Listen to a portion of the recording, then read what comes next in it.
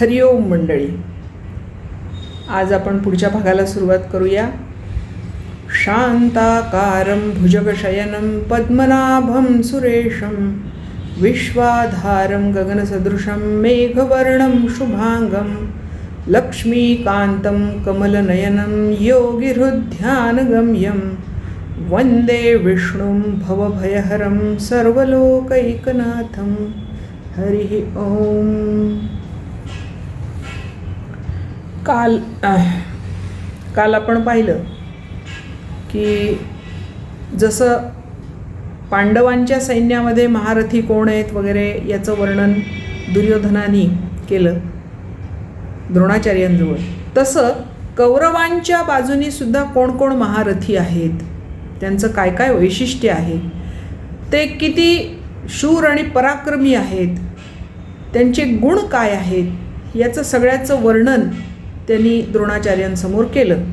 हे द्रोणाचार्यांना माहीत नव्हतं असं अजिबात नाही, पण तरीही तो बडबड करत होता आणि त्याचा हेतू मी तुम्हाला सांगितल्याप्रमाणे हा होता की पांडवांच्याबद्दल त्यांच्या मनात किंवा पांडव सैन्याकडून लढणाऱ्या बाकीच्या लोकांच्याबद्दल त्या द्रोणाचार्यांच्या मनामध्ये द्वेष निर्माण व्हावा, युद्धासाठी त्वेष निर्माण व्हावा आणि त्यांनी हे युद्ध जिंकून द्यावं. मी राजा आहे आणि मला त्यांनी हे युद्ध जिंकून द्यावं, कारण ते सेनापती आहेत. त्याच्यामुळे त्यांच्याजवळ जाऊन कधी त्यांना खुश करून कधी त्यांना भडकावून असं तो आपली भूमिका तयार करत होता तिथे द्रोणाचार्यांच्या समोर. आणि त्याच्यानंतर आपण आता आज इथून 12व्या श्लोकापासून सुरुवात करणार आहोत. आता तो बडबड करतो आहे, द्रोणाचार्य ते ऐकत आहेत, पण त्याच्यावर कुठलीही प्रतिक्रिया देत नाही आहेत. हे पाहिल्यानंतर दुर्योधनाच्या मनामध्ये हा भाव निर्माण झाला की आपल्या बोलण्याला हे काही भाव देत नाही आहेत. आणि हे कळलं आहे कोणाला? हे संजयाला कळलं आहे. तो संजय म्हणतो आहे की दुर्योधनाच्या बडबडीला काहीही प्रतिसाद ते देत नाही आहेत आणि याची जाणीव संजयाला झालेली आहे. आणि म्हणून तो ते पण सांगतो आहे की त्याच्या बडबडीला काही द्रोणाचार्य प्रतिसाद देत नाही आहेत. आणि हे भीष्मांच्यासुद्धा लक्षात आलं आहे, तिथेच असणाऱ्या भीष्माचार्यांच्यासुद्धा हे लक्षात आलं आहे की हा किती वेळचा द्रोणाचार्यांना काय काय काय काय सांगतो आहे, पण द्रोणाचार्य काही त्याला प्रतिसाद देत नाही आहेत.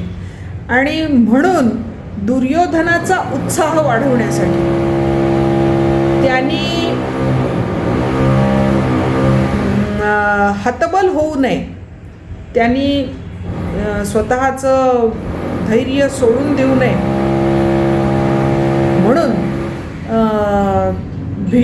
भीष्माचार्य पुढे आलेले आहेत. आता ते तर सेनापती आहेतच, त्याच्यामुळे त्यांनी काय केलं, तस्य संजनयन हर्षं कुरु वृद्धः पितामहः सिंहनादं विनद्योच्चैः शंखं दद्मौ प्रतापवान. त्यांनी त्याचं दुर्योधनाचा उत्साह वाढवण्यासाठी आपल्या शंखाचा ध्वनी केला, शंखनाद केला, शंख वाजवला.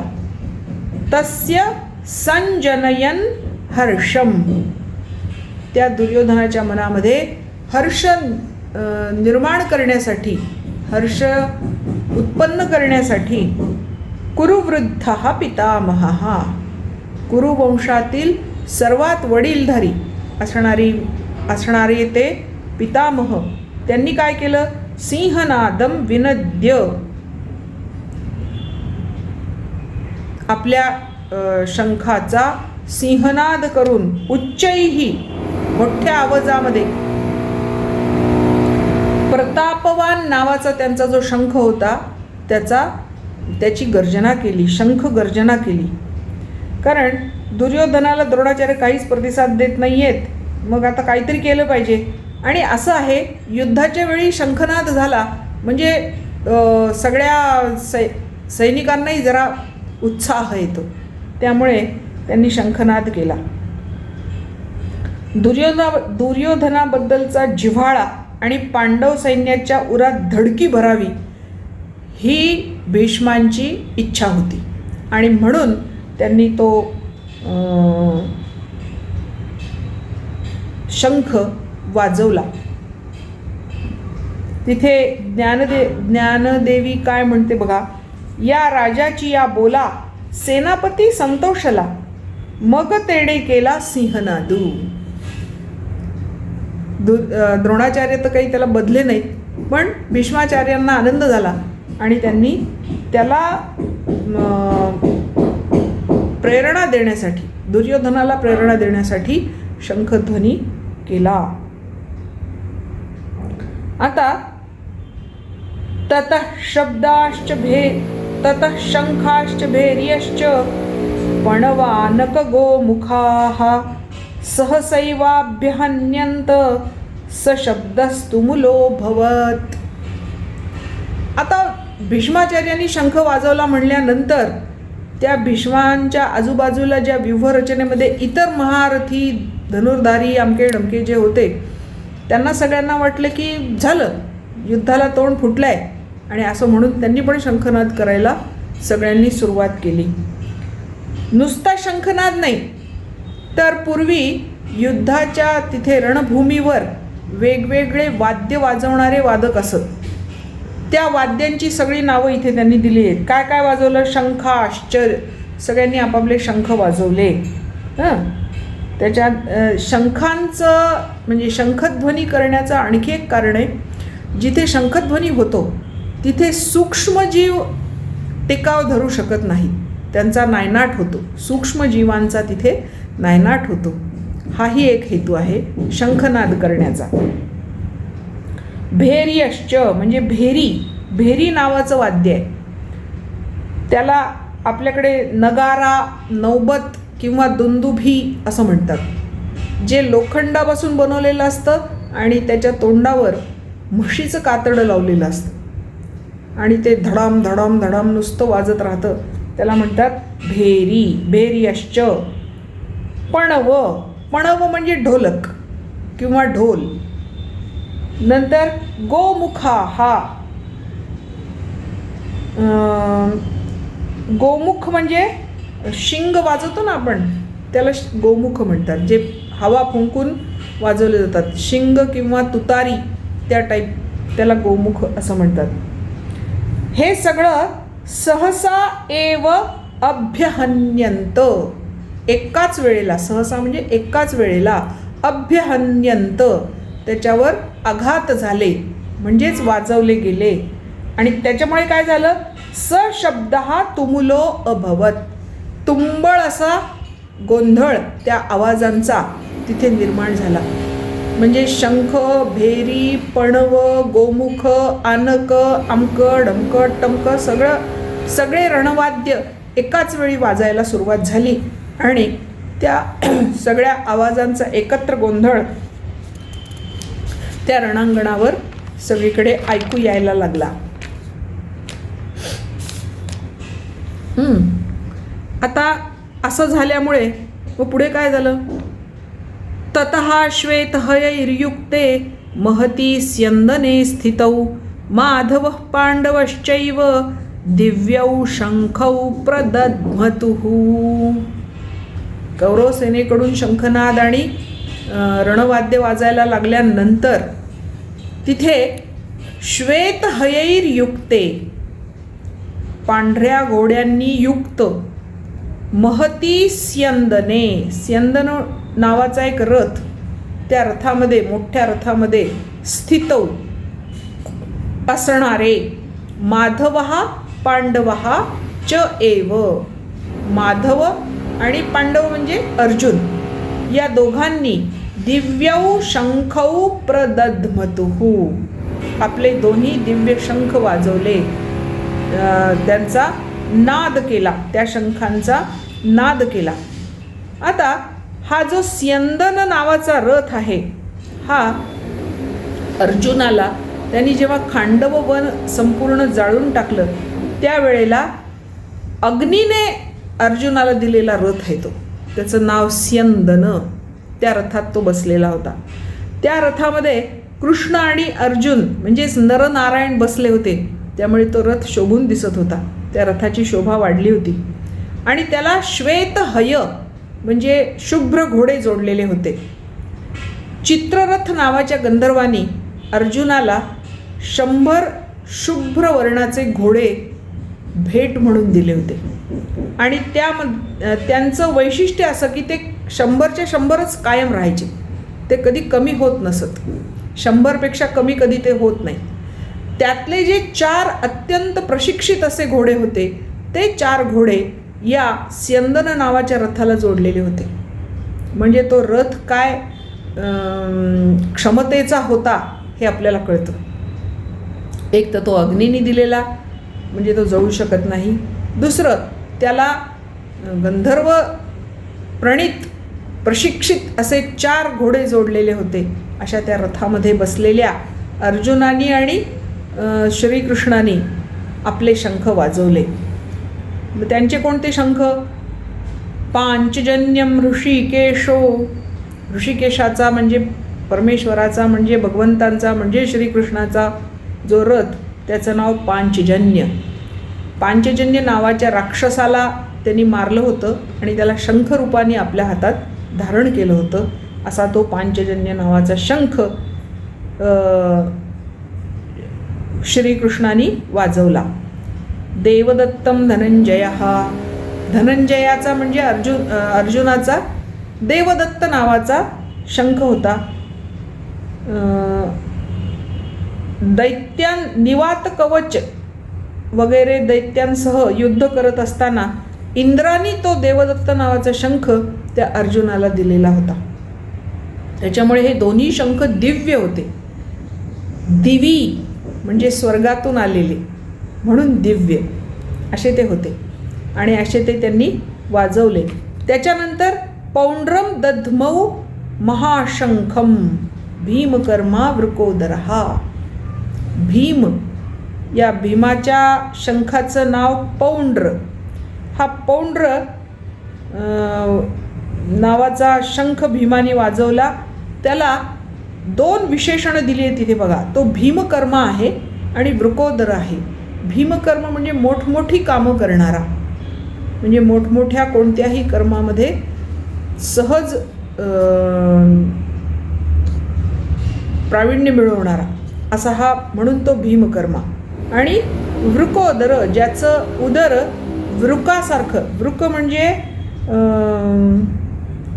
लांडगा, लांडग्याचं पोट बारीक असतं तसं ह्याचं पोट बारीक होतं म्हणून त्याला वृकोदर पण म्हणत होते. आणि दुसरं वृकाग्नी, त्याच्या पोटामध्ये जठराग्नी सहित वृकाग्नीसुद्धा होता. वृकाग्नी राहत असे, त्यामुळे त्यांनी कितीही अन्न खाल्लं तरी त्याला ते पचत असे. भरपूर अन्न खाल्लं तरी त्याचं पूर्ण पचन होत असे. तो वृकाग्नी ज्याच्या उदरात आहे तो वृकोदर. अशा त्या भीमानी, जो भीमकर्मा आहे, जो वृकोदर आहे, अशा त्या भीमानी त्याचा पौंड्र नावाचा शंख वाजवला. त्याच्या पुढे काय झालं? अनंत विजयम राजा कुंतीपुत्रो युधिष्ठिरः. कुंतीपुत्र युधिष्ठिरानी अनंत विजय नावाचा, आणि तो राजा मोठा आहे ना, सगळ्यात श्रेष्ठ मोठा भाऊ म्हणून तो राजा. आणि त्या राजा असणाऱ्या युधिष्ठिरानी त्याच्याजवळचा अनंत विजय नावाचा शंख वाजवला. नकुलः सहदेवाश्च सुघोष मणिपुष्पकौ. नकुलाचा सुघोष आणि सहदेवाचा मणिपुष्पक नावाचा शंख त्यांनी वाजवला. म्हणजे आधी कृष्णाने वाजवला, मग अर्जुनानी, आणि त्याच्या पाठोपाठ भीम, युधिष्ठिर, सहदेव, नकुल आणि सहदेव यांनी आपापले शंख वाजवले. आता ह्या शंखध्वनी करण्याचा हेतू हा की शत्रुपक्षाकडून शंखनाद झालेला आहे आणि आम्ही गप्प बसलो तर नाही चालणार.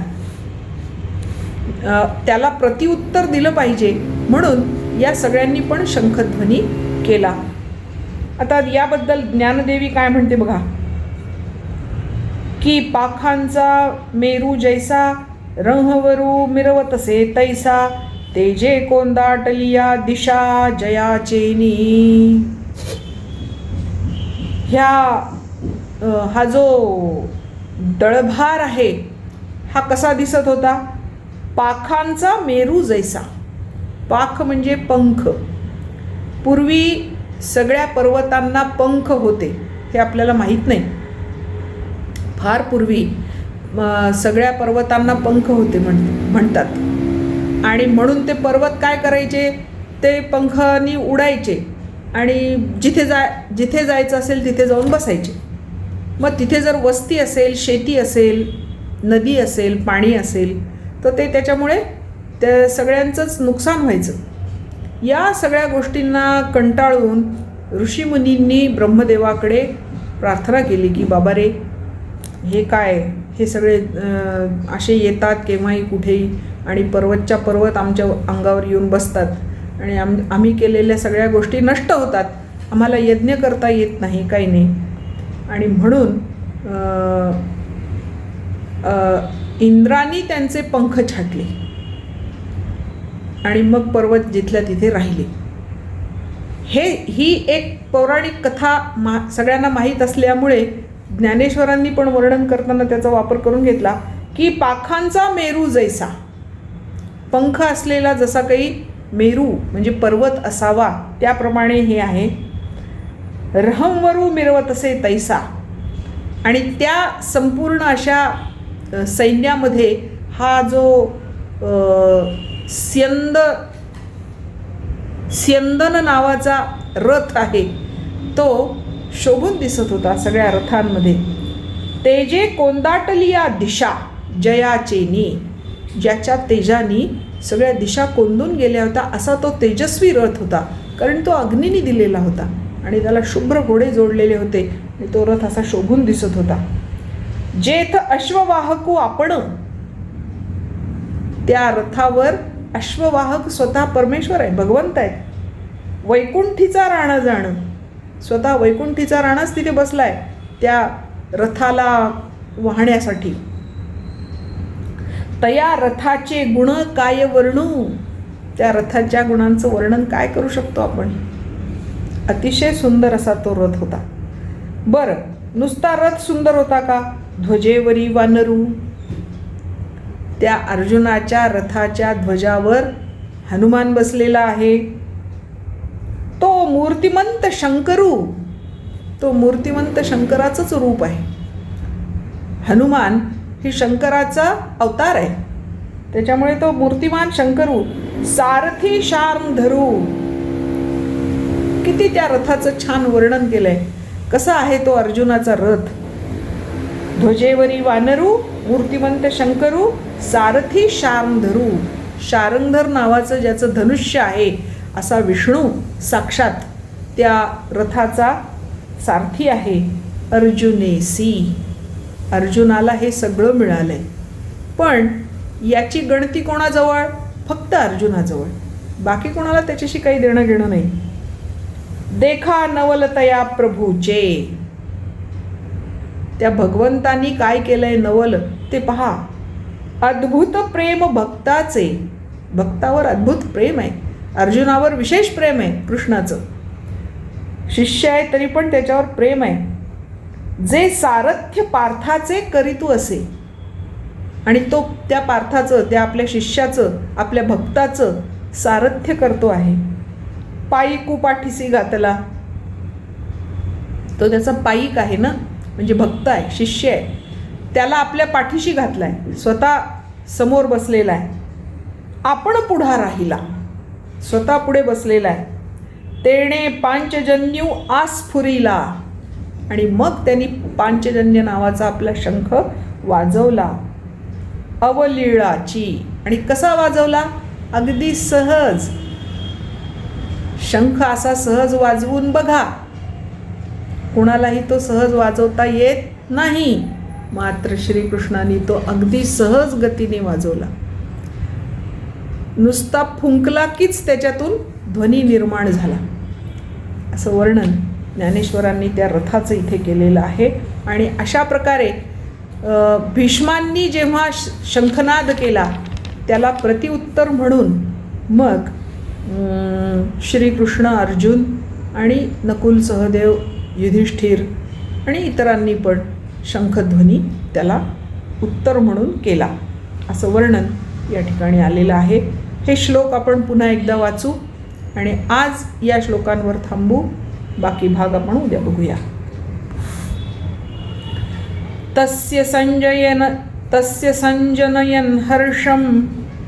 तस्य संजनयन् हर्षं कुरुवृद्धः पितामहः सिंहनादं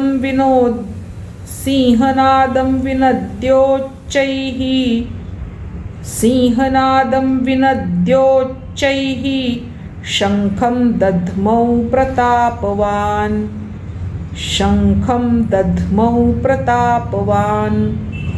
ततः शङ्खश्च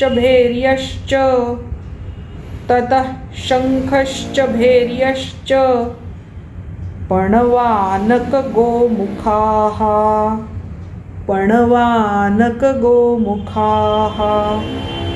सहसैवाभ्यहन्यन्त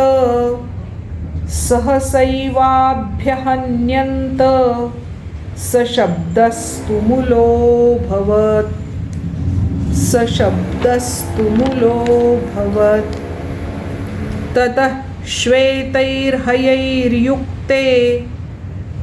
ततः श्वेतैर्हयैर्युक्ते महती स्यन्दने स्थितौ माधवः पाण्डवश्चैव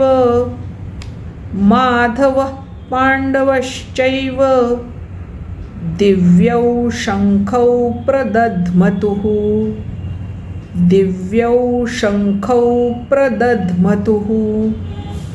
पाञ्चजन्यं हृषीकेशो देवदत्तं धनञ्जयः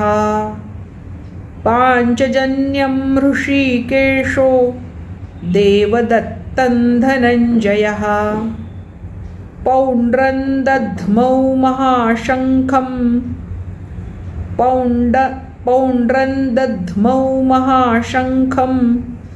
भीमकर्मावृकोदरः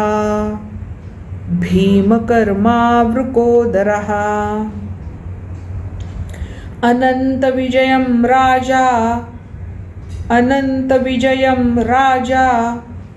कुन्तिपुत्रो युधिष्ठिरः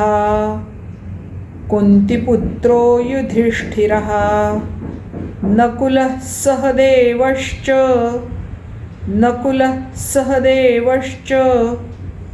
सुघोषमणिपुष्पकौ.